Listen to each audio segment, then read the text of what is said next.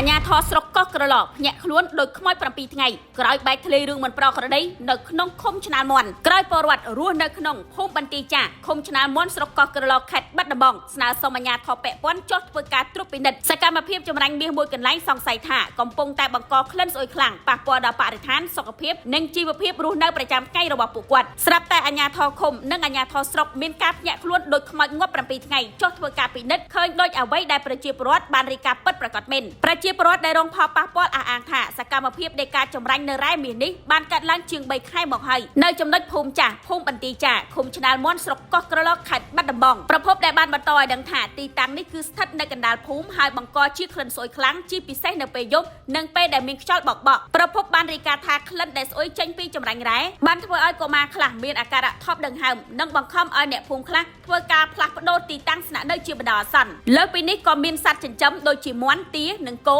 នៅជិតទីតាំងនោះបានស្លាប់ជាបន្តបន្ទាប់ប្រភពដដែលបានបន្ថែមថាអ្នកភូមិជាច្រើនមិនហ៊ាននៅក្នុងការបញ្ចេញមតិយោបល់ជាសាធារណៈឡើយដោយសារតែមានការព្រួយបារម្ភអំពីសុវត្ថិភាពផ្ទាល់ខ្លួននិងការដែលសង្ស័យលើទីតាំងអាចជាប់ពាក់ព័ន្ធជាមួយនឹងមន្ត្រីអាជ្ញាធរមួយចំនួនបន្ថែមទៀតបន្ទាប់ពីមានការរាយការណ៍ពីប្រជាពលរដ្ឋទៅកាន់អាជ្ញាធរពាក់ព័ន្ធចុះពិនិត្យនិងបានរកឃើញទីតាំងចម្រាញ់រ៉ែមាសមួយកន្លែងពិតប្រាកដមែនស្ថិតនៅក្នុងភូមិបន្ទាយចាឃុំឆ្នាលមន់ស្រុកកោះក្រឡខេត្តបាត់ដំបងពាក់ព័ន្ធករណីរុករកនិងការចម្រាញ់រ៉ែមាសខាងលើនេះធ្វើឲ្យមានការចោទសួរជាសាធារណៈទៅលើទូនីតិរបស់អាជ្ញាធរមូលដ្ឋានថាតើហេតុអ្វីបានជាមិនអាចរកឃើញសកម្មភាពនេះទាន់ពេលវេលាទោះបីជាមានការរស់នៅនិងសកម្មភាពនៅក្នុងតំបន់យូរមកហើយក៏ដោយសំណួរដែលត្រូវបានលើកឡើងរួមមានការត្រួតពិនិត្យរបស់មេភូមិមេឃុំនិងមេប៉ោះរួមទាំងមន្ត្រីស្រុកដែលត្រូវបានគេមើលឃើញថាជាអ្នកទទួលខុសត្រូវក្នុងការតាមដាននៅសកម្មភាពក្នុងមូលដ្ឋានប្រភពបានធ្វើការបង្ហើបថាទីតាំងដែលចម្រាញ់រ៉ែមាសនេះមានការបង្ហូរនៅសារធាតុគីមីចូលទៅក្នុងអូរខាងក្រោយដែលអាចបង្កជាហានិភ័យទៅដល់សុខភាពមនុស្សសត្វប្រសិនបើមានការប្រើប្រាស់ទឹកនោះ